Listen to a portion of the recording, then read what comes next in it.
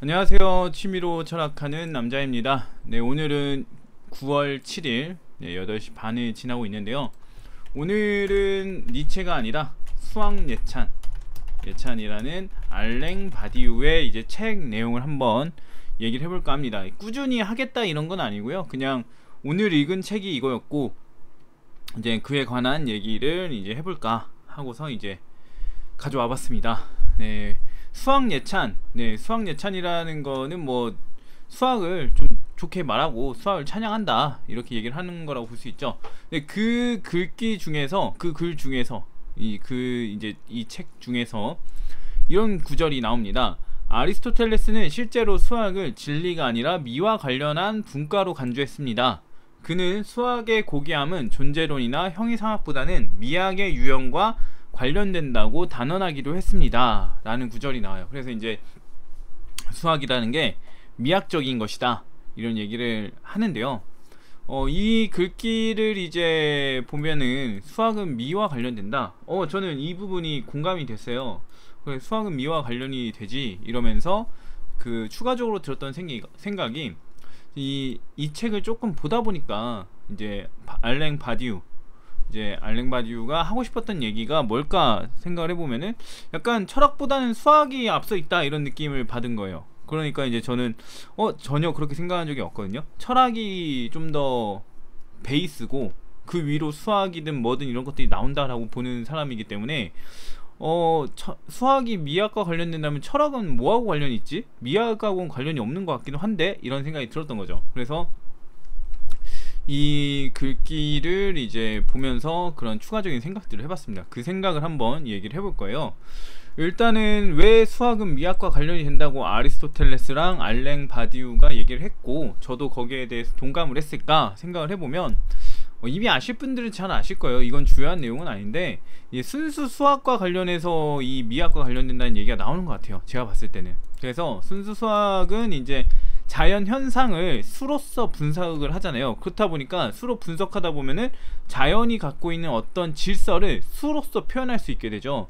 예를 들면 이제 행성의 운동주기라던가, 행성이라는 게 하늘 위에 있는 별이라는 게 그냥 지멋대로 다니는 게 아니라 일정한 주기로 다니더라, 이거를 발견하게 되는 거죠. 그렇다 보니까 자연현상의 질서를 수학이 드러내는 상황에 놓이게 되고, 이 질서가 수학적으로 돼 있다는 사실을 인간이 파악하게 되면은 되게 그냥 막연하고 임의의 것이라고 생각을 했는데 이렇게 질서가 잡혀있고 이렇게 체계적이고 정교하다는 거야? 이렇게 나아가는 거죠. 그래서 경이로움을 느끼게 합니다. 그렇다 보니까 수학을 알수록 자연현상에 대한 그 경이로움을 더 느낄 수 있고, 그래서 아름다움으로 나아갈 수 있다 이렇게 볼 수 있는 거죠. 그리고 또 이제 그 비율적인 부분, 비율적인 비율을 갖춘다라는 거, 그게 이제 또 미학적으로 볼 수 있는 그런 부분이 있다고 생각을 합니다. 그래서 이제 수학은 당연히 미학과 관련이 된다고 생각이 들고, 그 다음에 이제 응용수학 같은 경우, 지금 제가 말한 건 순수수학의 경우인데 제가 봤을 때는 순수수학이 미학하고 관련이 있다고 생각이 돼요. 근데 응용수학은 미학하고는 관련이 없는 것 같아요. 이거는 이제 뭐 의견이 다를 수 있는 거니까 제 생각을 말한다면, 응용수학 같은 경우는 경이감을 느끼기가 좀 어려운 것 같습니다. 그러니까 수학을 응용한다는 거는 응용해서 뭔가 계산해서 그 계산을 이용한 어떤 활동을 한다, 어떤 창작물을 만든다, 이런 것으로 볼 수 있을 것 같은데, 경이감이라는 것 자체가 애초에 이제 차원이 다른 어떤 특징, 존재, 능력을 마주할 때 나타나는 건데, 응용수학은 이 어떤 존재, 능력을 마주할 기회가 없다는 거예요, 제가 봤을 때. 그래서 이미 내가 알고 있는 수학적 질서, 체계, 법칙, 이걸 가지고서 다른 어떤 거를 창조해내거나 만들어내거나 이런 것이기 때문에 그렇게 결과물을 만들어냈을 때 수학이 경이롭다, 수학을 통해서 우리는 경이를 맛봤다, 이렇게 하기는 조금 어려운 것 같습니다. 이게 뭐 경이롭다 하기는 어려운 것 같고, 예를 들면은 요즘 나오는 핵 있잖아요. 핵무기. 오펜하이머, 제가 보진 않았지만 오펜하이머에서 핵을 만들었을 때 그 수학을 통해서 미학적으로 핵무기를 접근했을까 생각을 해보면은 그렇진 않을 것 같다는 거예요. 제가 봤을 때 뭐 의견이 다를 수는 있겠죠. 핵무기라는 걸 만들었을 때 분명 여기에는 수학적인 계산도 들어가고 뭐도 들어가고 이제까지 알고 있던 어떤 수학적 법칙을 적용했을 거고 물리적 법칙을 적용했겠죠, 수학적으로. 근데 그래서 수학이 이제 그 미학적인 접근을 하게 해주는 것 같지는 않아요. 핵무기 자체를 보고서 우리가 아, 수학 아름답다 이렇게 생각하기는 좀 어렵다고 느껴집니다. 자연 같은 경우는 자연을 분석한다고 하게 되면은 자연을 파헤치다 보면은 질서가 나오고, 질서가 나오니까 오, 되게 그 경이로운 것이다, 그 다음에 아름답다 이렇게 말할 수가 있는데, 핵무기를 만드는 과정에서는 뭐가 나올 수, 아름답다 경이롭다 라고 나올 수 있는 게 없다는 거죠. 이미 알고 있는 걸 가지고서, 알고 있는 체계를 가지고서 이렇게 하면 되지 않을까 라고 생각하면서 진행을 하는 거기 때문에 순수 수학보다는 응용 수학은 아름다움하고는 좀 거리가 있지 않나, 이런 생각을 저는 가지고 있습니다. 모르겠어요. 응용 수학을, 이 부분이 저는 그냥 지금은 단편적인 생각이기 때문에 어쩔런지는 모르겠어요. 뭐 경제학에서 어떤 수학적인 그래프를 그렸다라고 하더라도 그게 아름다움하고 관련이 되려나? 물론 뭐 주식 차트를 봤을 때 어떤 흐름, 어떤 그래프가 보여진다면 아, 그건 저건 정말 아름다운 선이다 뭐 이렇게 얘기를 할 수는 있겠는데, 그거는 이제 모르겠습니다. 예. 그게 아름답다고 하더라도 그게 미학적인 것일까? 아, 모르겠네요. 그럴 수도 있다는 생각이 들긴 하는데, 아무튼 저는 일단 지금 착안한 거는 순수 수학이라는 게 그 질서를 드러내고, 그래서 경이로움으로 나아가고, 그래서 아름다움을 인식하게 해주는 도구이기 때문에, 수학이라는 게, 순수 수학이라는 게 아름다움을 인식하게 해주는 도구이기 때문에 미학하고 관련이 된다, 이렇게 생각을 하는 거예요. 네, 응용수학은 그렇지 않을 것 같다, 이런 생각을 합니다. 뭐 좀 더 생각을 해봐야 되겠죠. 네, 이건 생각을 해본다 하고, 여기다 저도 적어놓긴 했네요. 우주선을 발사한다고 했을 때 이 우주선의 발사는 수학적 계산뿐만 아니라 여러 그 성질에 대한 연산 계산이 들어갔을 텐데, 이건 수학이 경이로움으로 나아가게 하는 건 아니란 생각이 든다. 저는 이렇게 생각을 했었네요. 혹자는 이럴 수 있을 것 같긴 해요. 뭐 우주를 향해서 우주선을 발사했다, 그 사실 자체가 엄청 그 역사적인 것이고 그렇다라고 할 수 있겠는데, 아름다움하고 관련이 될까?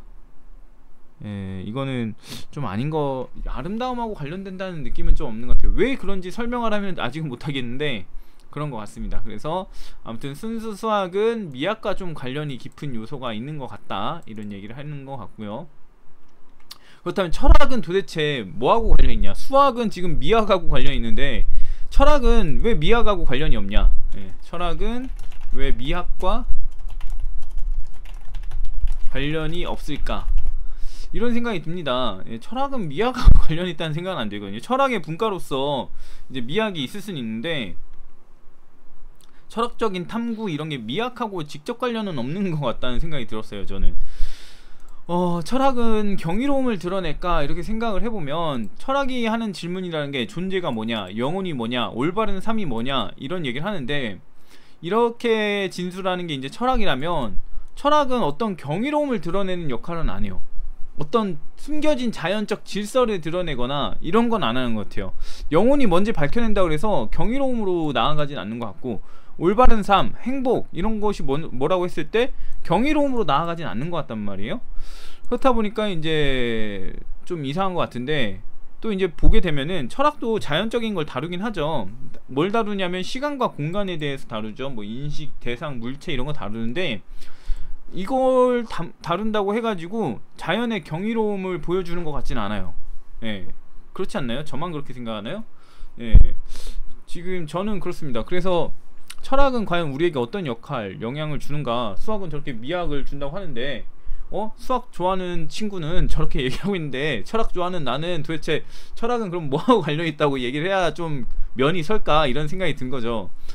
그래서 보게 되면은 철학은 제가 봤을 때 사실을 접하게 해주는 것 같아요. 그러니까 어떤 질서나 이런 걸 접하게 해주는 게 아니라 오히려 이제 거품을 걷어내고 딱 그거 자체만 보게 해주는 느낌인 거예요. 예. 그래서 이제 존재가 뭐냐라는 질문, 그 다음에 실체가 뭐냐, 뭐 이런 거 같은 경우는 존재와 실체에 대한 올바른 인식을 가지게 하려고 하는 거잖아요. 그러니까 뭐 경이롭다 이런 걸 떠나서 궁금증이 있던 것과 이상한 생각들을 걷어내는 역할만 하는 것 같아요, 철학이라는 건. 그래서 그런 역할을 하는 것 같다. 올바른 인식, 그 사실, 그래서 접하게 하는 것 같고, 또 생각을 해보면 누군가는 이렇게 말할 수도 있겠죠. 언어에 대한 올바른 인식을 하게 하는 거 아니냐, 결과적으로는. 예?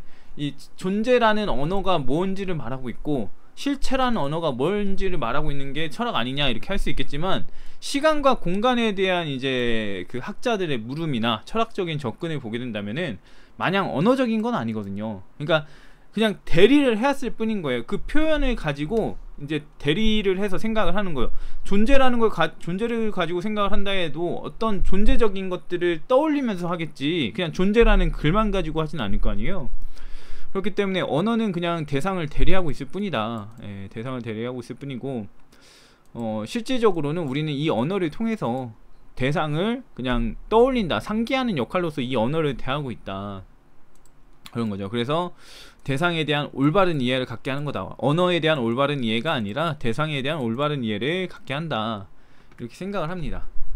그러면 이제 그릇되지 않은 이해를 한다는 건데, 이 그릇되지 않은 이해라는 거는 비현실적이지 않은 이해, 그릇되지 않은 이해라는 거는 비현실적이지 않은 이해라는 거죠. 예. 왜냐면 올바른 이해라는 거는 아주 현실에서 잘 부합되는 그 이해라는 거잖아요. 현실과 그 이해가 일치가 된다라는 게 올바른 이해인 거니까, 제가 이렇게 보기에는 철학은 현실적인 이해를 갖게 하는 기능을 하는 것 같아요. 그러니까 결론을 보게 되면 지금 좀 너무 횡설수설하는 느낌이 드는데, 예, 수학은 현상 안에 숨겨진 질서, 규칙, 법칙을 보게 하는 역할을 하는 반면에, 철학은 그런 법칙을 보게 하는 건 아니지만 현실적인 이해를 가능하게 하는 것 같아요. 그냥 사태 자체를 보게 해주는 거죠.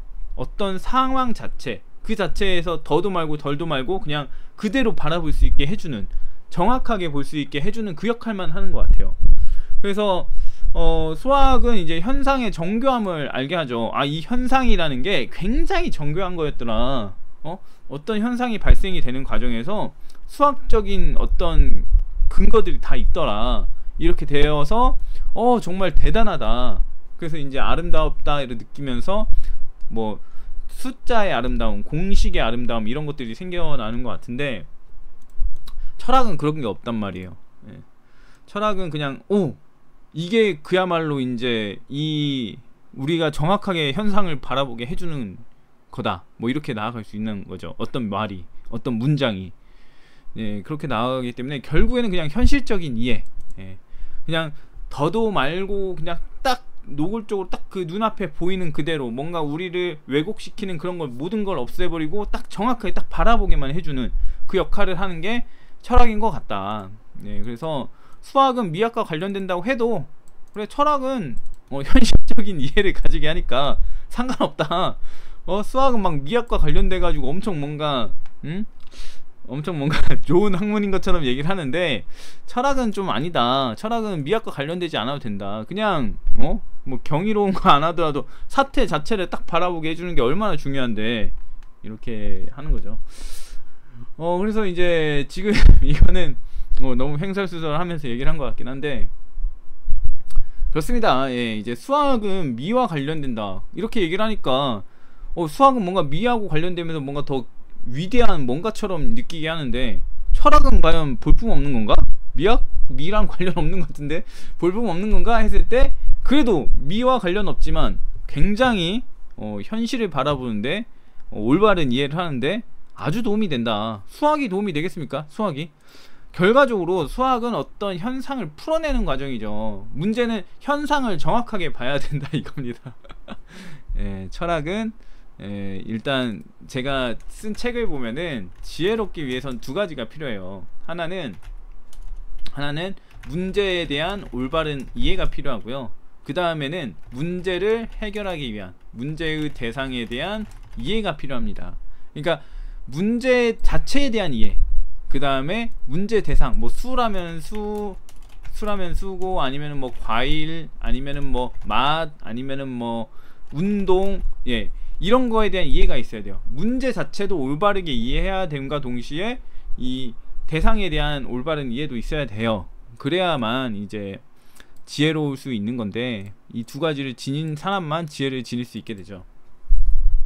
근데 철학에서는 이 올바른 이해, 그 다음에 문제의 대상에 대한 뭐 성질에 대한 이해겠죠.